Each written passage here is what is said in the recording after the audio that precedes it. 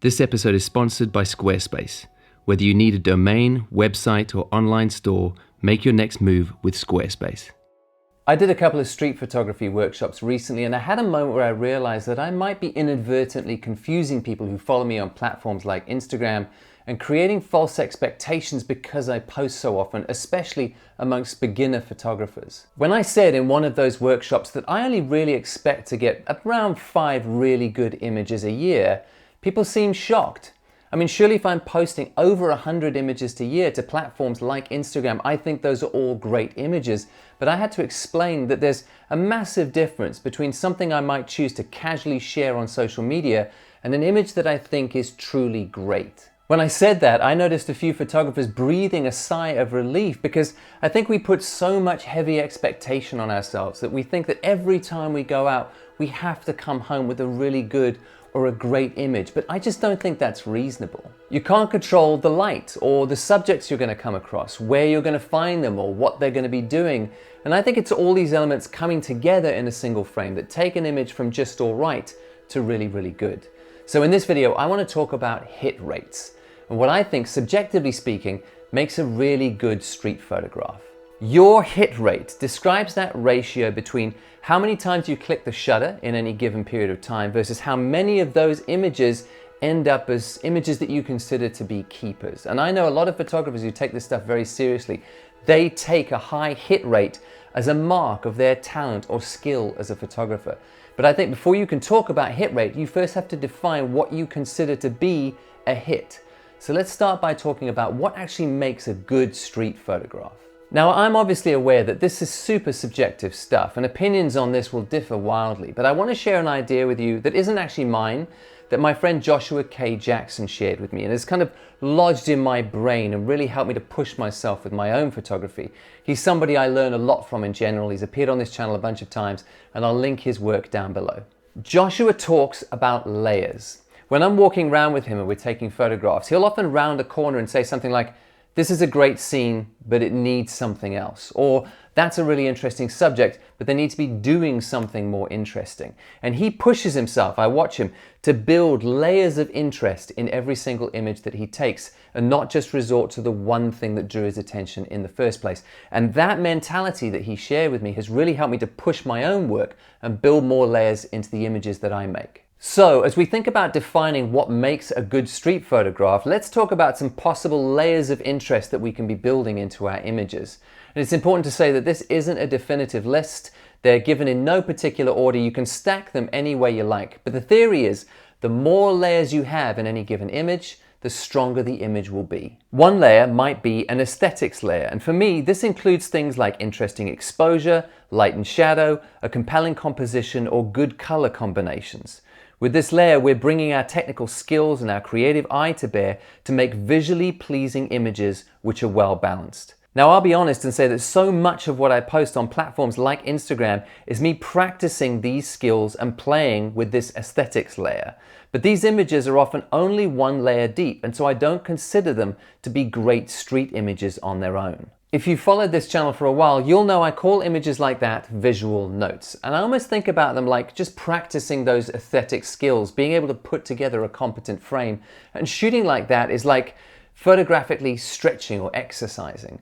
And the reason I share those images on platforms like Instagram is I treat social media a little bit like a notebook. And I'm happy to share my process to get to the good images with you as I go. But don't be fooled into thinking those are always final images. It's more like finding a painter's sketchbook where he's just kind of outlining things and trying out shapes and ideas. Those are not the final pieces that get framed and put in galleries one day. The reason this is important is if you ask me, like this person did on this workshop, what's your hit rate? I wouldn't count any of these visual notes as being nearly good enough or interesting enough or rich enough as images to even enter into a discussion of hit rate. But if you really want to know, I would guess that if I go out on a day of shooting, I would expect to come home with 3 to 5 of these visual notes. That's not to say that I don't like these images. In fact, I printed some of them out and framed them and put them on my wall just because I like the graphical nature of them. But for me, to be a truly good street photograph, it would definitely need more layers of interest. So perhaps another layer is subject. Have you captured someone or something which deserves our attention? This could be a person or an object out there in the world which you happened upon and you believe is noteworthy enough to make the feature of an image. This is the layer that the hunters among the street photographers will focus on first. They'll go out there and they'll try and find that interesting subject, and that will be their base layer that they build everything else on top of. So they want that interesting person or that interesting clothing or that interesting object first in their frame because they think they've found something that the rest of us need to see. In contrast, I think it's the fishers among street photographers who work with that aesthetics layer first. That's their base layer.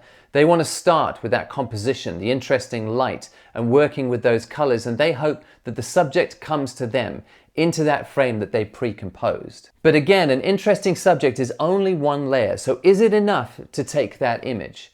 Maybe yes, maybe no, but you know that taking a photograph of an interesting subject in bad lighting, just with that one layer, is never going to hit as hard as if you manage to take a photograph of an interesting subject in interesting lighting, with interesting color combinations, composed well with the background. You can see that you're starting to stack subject and aesthetic together to make it a stronger image. Then there's the moment layer. Is there something interesting happening in your frame? Have you captured something occurring, some action which requires our attention? This could be another layer to add to your subject layer. Maybe you've been wandering around with your camera and you have come across an interesting subject, but unfortunately they're not doing much interesting. They just have their face in their phone. Is that photograph still worth taking? Maybe it is. But the question you have to ask yourself is, what if you hung out there for a minute? What if you saw what happened or what they did next? What if a gust of wind came in and blew their hat off, or they had an interesting interaction with a passerby, or it started to pour with rain and they pulled up their newspaper to cover their head, or something made them look up and they laughed out loud. Now you don't just have that interesting subject layer, but you've also got an interesting subject with an interesting moment, and you're building layers to your image. When it comes to this moment layer, I think we should really push ourselves and try and set the bar high as well. I was listening to an interview with my friend and fellow street photographer Mark Fernley, who I'll link down below, and he was saying that when he goes out and about and tries to look for those moments that are happening in front of him, he uses the tap the shoulder test. Imagine that you're walking down the street with a friend of yours. No cameras involved, you're not out taking photographs, you're just strolling somewhere, and you round a corner and something happens in front of you. There's a moment, something occurs, and you think it's worth turning to your friend, tapping them on the shoulder and saying, "Hey, look at that." Mark says in his mind, that's the test he uses. That's a mark that says that's worth taking a photograph of and showing the rest of the world as well.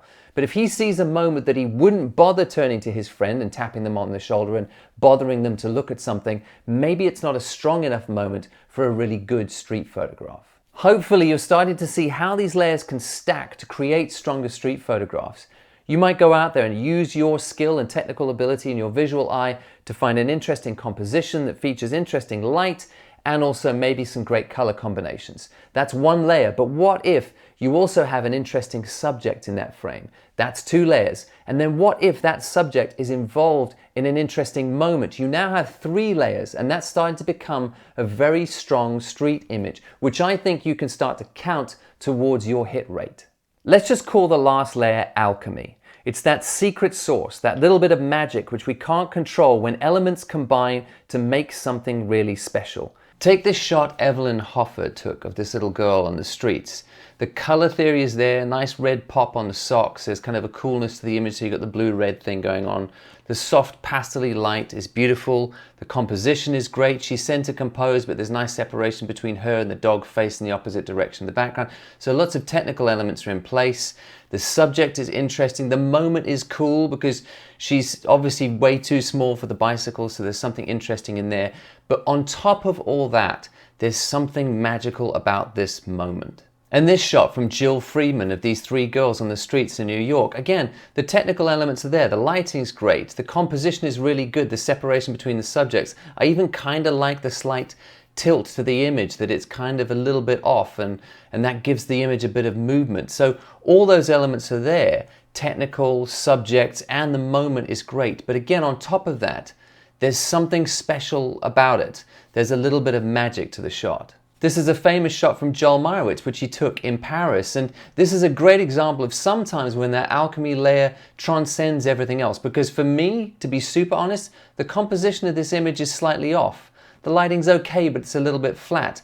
But there are interesting subjects and there's absolutely an interesting moment. And that trumps everything else. It makes us want to look at this image and maybe it says something. This guy's fallen over, we're not sure why, and people are looking at him and this guy's stepping over him. Does it talk a little bit about our human condition and about how much we really care about each other? There's a whole nother layer of significance over the top of everything else. And then this shot from Vivian Maier, which for me just is full of that alchemy. It's a magical image. There's nothing that special about the technical side. I mean, there's a nice kind of third split in terms of the bridge going over the top and the clear road below and all the interest being in that center third. But there's just something about the fact that there's this guy riding bareback through the middle of a city. We don't know what the context is. We don't know why he's there, if this was normal, if it wasn't. But to me, when I look at the image, beyond the fact that obviously there's an interesting subject, there's a layer of alchemy over the top. There's something really magical about this image that makes me want to stare at it for longer and ask a lot of questions. This alchemy layer is where the emotional impact lives.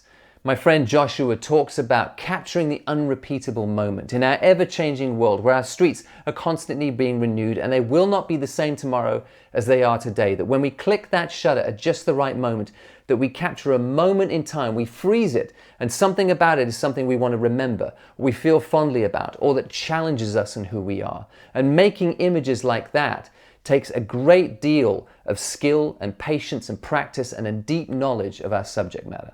I also kind of think that it's the viewer that decides whether our image has that alchemy, that secret sauce, and not us. And I also think that alchemy gets built into our images over time. You'll notice that when you look back at great street photographs from history, that they gain a significance and a depth to them because of how far removed we are from when that photograph was taken. So it's taught me to think about, when I snap the shutter, I'm not just doing it today to get short-term attention span online, I'm doing it and also thinking about what will that image mean to people 20, 30, 40 years down the road. I've shown you just a few examples from some of the greats of what I think a truly fantastic street photograph is. But when I looked through my own work and tried to find something that was just one example of a truly great photograph with all four layers, where I got the aesthetics right, the interesting subject, the interesting moment, and that little bit of alchemy, I couldn't find it. And I don't feel bad about that because I know how incredibly rare those photographs are.